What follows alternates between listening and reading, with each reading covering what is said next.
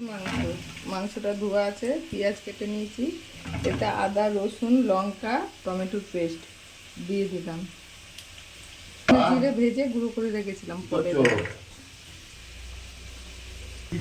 সর্ষের তেল দিলাম, বক্সটা বন্ধ দিলাম,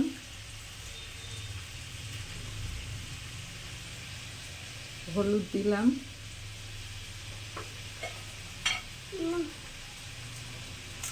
চিনি দিলাম, কটা তেজপাতা দিলাম। এবারে এটাকে ভালো করে মাখিয়ে রাখবো।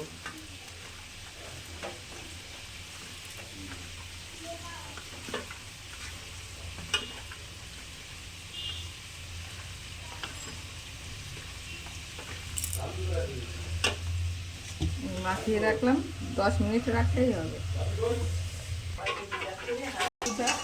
লবণ হলুদ দিয়ে ভেজে নিলাম, তুলে নিচ্ছি আলুটা।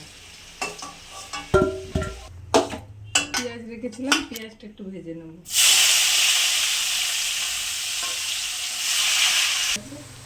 পেঁয়াজগুলো ভাজা হয়ে গেছে, মাংসটা যে ম্যারিনেট করে রেখেছিলাম দিয়ে দিলাম, এবং মাংসটা কষিয়ে নেব।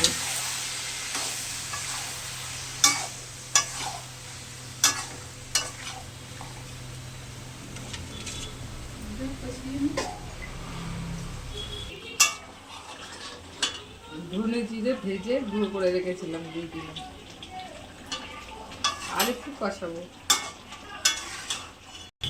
একটু কাশ্মীর লঙ্কার গুঁড়ো দিয়ে দিলাম, কালারটা একটু ভালো হওয়ার জন্য।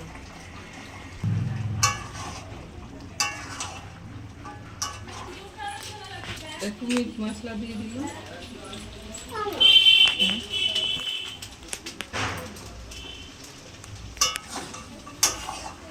আর একটু কষাবো, কষি প্রেসার কুকারে দিয়ে দেবো।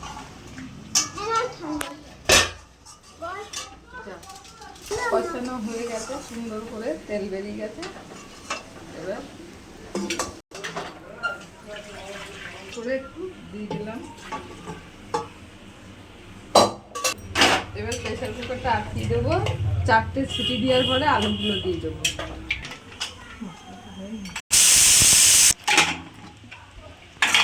4টে সিটি দিয়ে এবার আলুগুলো দিয়ে দেবো, আরও 2টো সিটি দেবো আলুগুলো দেওয়ার পরে। একটু গরম মশলা দিয়ে দিই, মশলার গুঁড়ো দিয়ে দিলাম, বাড়িতে বানানো না, পরে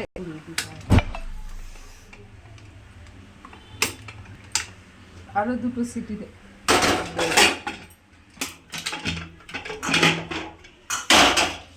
হয়ে গেছে। এবার নামিয়ে দিই।